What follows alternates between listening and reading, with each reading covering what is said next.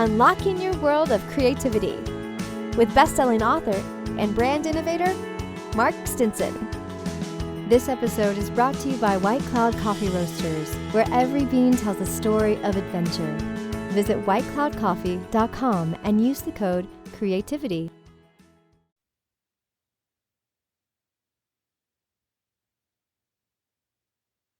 Welcome back, friends, to our podcast, Your World of Creativity. This is the podcast where we explore the creative process across many industries, across many countries, and how we get our work from the page to the stage, how we get it from the idea to the studio. And today we're going to talk about steaks, strategy, storytelling, specifically Wagyu steaks. It's going to be a fun conversation.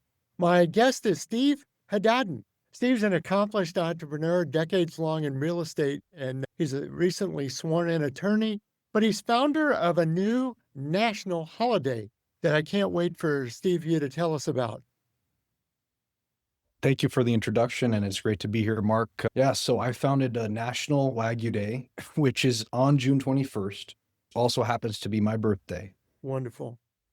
You grew up and you always wanted your birthday to be a holiday. Most kids, they want that, but this wasn't mainly the reason why I chose that day. But that day, actually, I started it during the start of the second year of law school for me.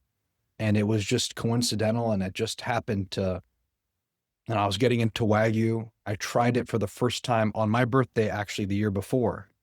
My brother took me out and we had Wagyu. And I was getting into it. My first year, I had it a couple times, and some of my friends found out about it, and we're planning to go and try it all together.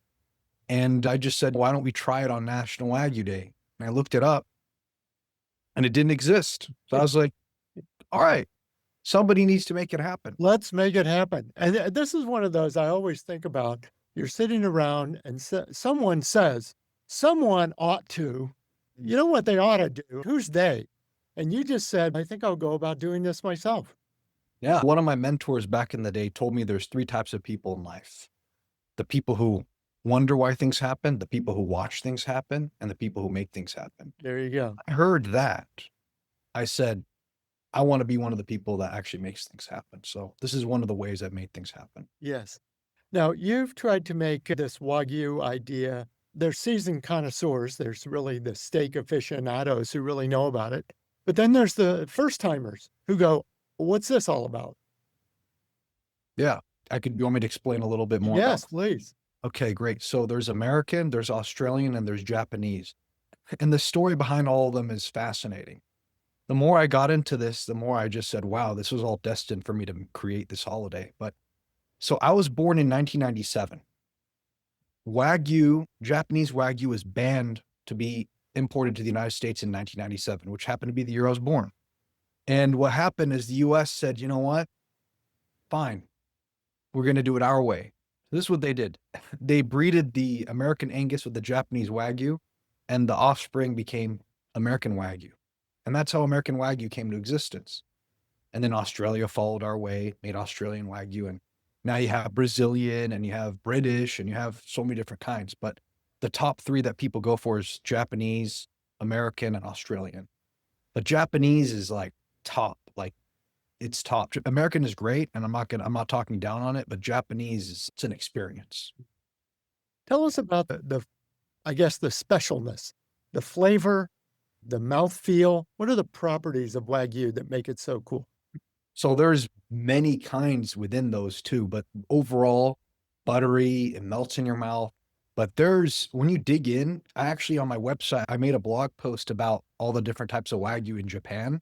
There's some you'll never have unless you go to Japan. There's some Wagyu, they feed them olives, which those are imported all over the world. And there's some where they feed them apples. There's some where they make them drunk with wine, with beer, with sake. Some they feed them wheat. There's just so many different kinds of Wagyu. It'll blow your mind when you just read through all of them. And to me, the last time I went to Japan, I didn't really try Wagyu. So next time I go, I'm just going to be going from what they call prefectures. Prefectures like cities within the country. I'm just going to be bouncing from prefecture to prefecture, trying all the different types of Wagyu. Yes. And here we are in the summer season, great for grilling, But let's explore some of the other ways to enjoy, to prepare some recipes. What have you found? So for me, I usually like to spend time exploring the places that are offering it for the first time, like restaurants. Grilling wise, how do I say this? It's just so delicate that I don't want to mess it up. I'm not a Yes. pro griller. I'm learning. I'm learning. There's this place that told me they'd show me how to grill it like a pro. So I said, okay, I'm gonna watch them and follow their lead. But there's the timing for it. You don't want to screw it up because the fat the whole thing. To me, it's just too delicate to, unless you're a pro griller and you've done rare and medium rare steaks and if you've mastered it. I don't think I'd want to mess up a Wagyu until I really get it down, which I'm learning. I could grill a steak, but Wagyu to me, I don't want to ruin it. Yes. And so we've talked about the steak. Let's talk about the holiday and how you develop this and how you go about getting the official day. Okay, great. So it's people like you, Mark. It's people like you who have platforms who invite people like me over, or I reach out to people like you. And I thank you and all the other hosts for podcasts or blogs or websites that do journals and calendars and all these shout outs I got. You just have to have the guts to reach out to people. And most people don't have it or they don't know where to start. To me, you just do it. You have an idea, you need to be able to tell people how passionate you are about it and why you're doing it. And you're going to get shut down and people are going to even call you names in the process. Or they're not going to stand by you. So you just got to let that slip. It just bothers you at first. It'll bother anybody just for a second or a minute or whatever. Just got to let go and you got to move on.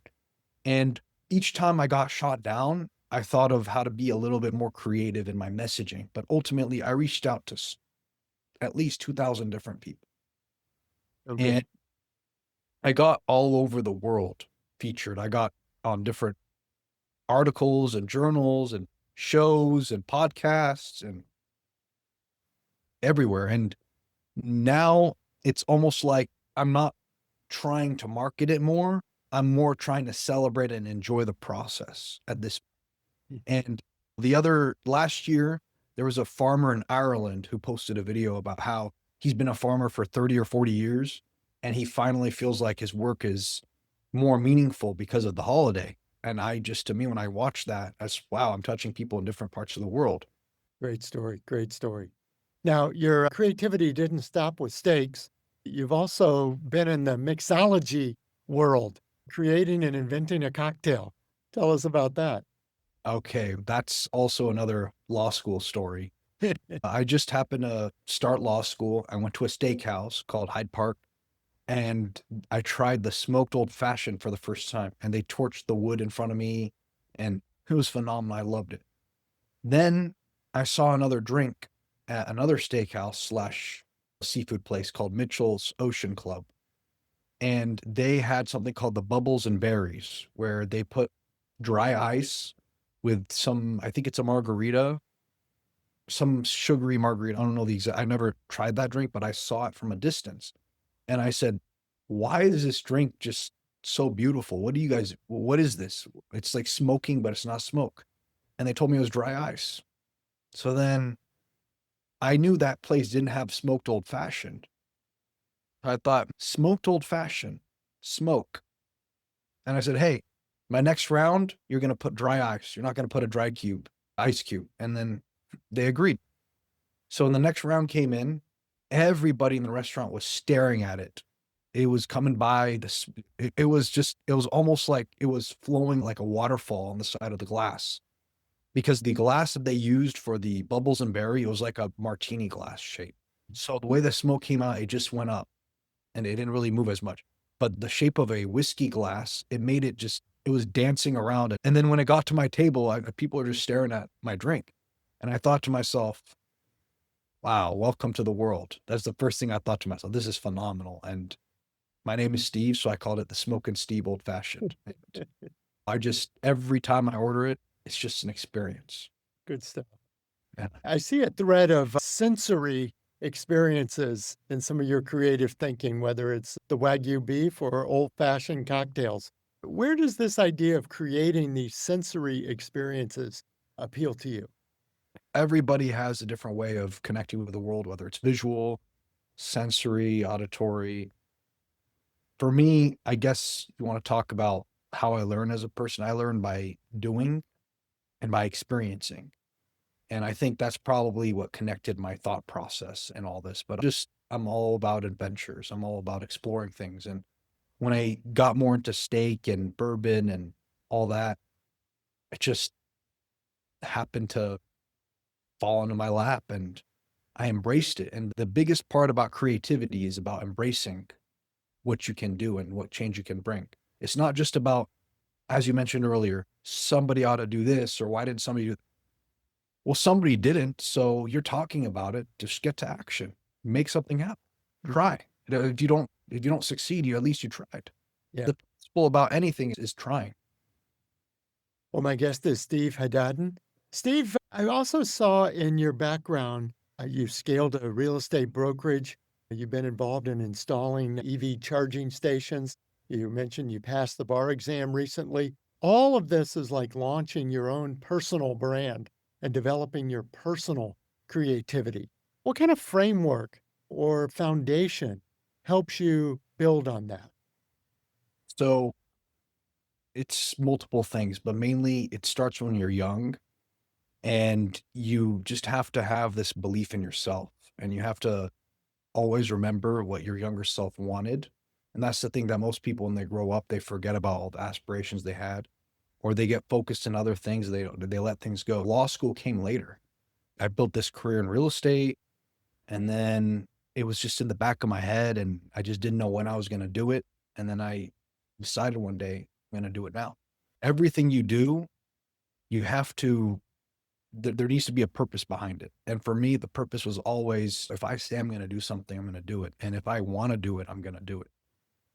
And as I'm doing things like how when National Wagyu Day came or my cocktail came, like I'm open to trying things or doing different things. Always open, always looking to grow. I'm always looking to do something new. And if you have that inside of you, you can get anything done. There's not a single thing in this world that's not possible. You can do a lot. Yes. Well, and what about community impact? I also think about giving back or bringing this kind of impact to students. How are you involved in your community? So I serve on the board at my alma mater, Cal State Fullerton. I serve on the Center for Real Estate, and I've been serving there for almost 6 years now. Yeah, a little over 6 years actually. And what I do over there is I've helped them develop their real estate concentration, their master's degree in real estate, and also started an annual trip to the ICSC Las Vegas, which is actually happening right now, but I'm unable to attend. I have some business I'm working on right now. But the students are there, and I have an endowment that funds a decent portion of that trip every year. And, this is a trip I started when I was actually a student in their shoes during my last semester. The beautiful thing about this trip, too, is it falls the day after commencement every year. So it's a very special trip for me because I've gone on it almost every year since 2018. The first time I went on it, I got my bachelor's degree. The second time I went on it, my brother got his.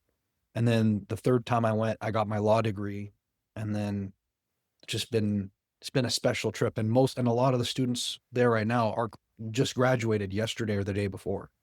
This trip to me is one way I've given back to my community, the degree at Cal State Fullerton and developing their program and just mentoring the students. I bring them to my office a lot and I show them, hey, this is what a broker does every day. This is what a guy who has properties does or manages properties or that kind of stuff. And I show them things and I'll get permission from people that I'm meeting with. Hey, can I bring this person and watch us? And they'll say, okay. Right. And I'll let them watch what real life looks like versus sitting in the classroom and one day bumping into it and figuring it out. And I'll come Right. see it, come watch.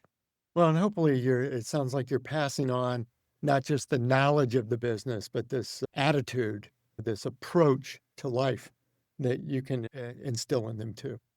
Exactly.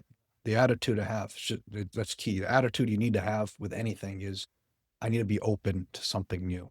Always. That's the attitude I have. So good. Steve, what a treat talking to you, literally and creatively. A treat indeed. This National Wagyu Day, what a great thing to celebrate, Wagyu beef. Thank you. Appreciate it. And hopefully you celebrate too. Yeah, we're going to celebrate, and I've already got it on my calendar for 2026. We're going to keep this thing rolling. Awesome. Thank you so much, Mark. Yes, and I'll put all the contact and information in the show notes so people can find out more about it and details. Please do, and tell them to use the hashtag National Wagyu Day when they celebrate it. I put places and certain posts on my website too, so if they want that, I'll do it. Great, we'll do it, indeed. And folks, thanks for coming by. You're talking about beef, talking about cocktails, but I also have to add special thanks to our sponsor in the coffee world. White Cloud Coffee Roasters is our sponsor, and you can enjoy 10% off your first order at whitecloudcoffee.com. Just use the code CREATIVITY at checkout. So thanks for coming by our podcast. Be sure to subscribe, rate, and review Your World of Creativity wherever you listen to podcasts. And come back again. We're going to continue exploring new and different ideas and ways to execute our ideas and just take action. And that's what it's all about on Your World of Creativity. I'm Mark Stinson, and we'll see you next time.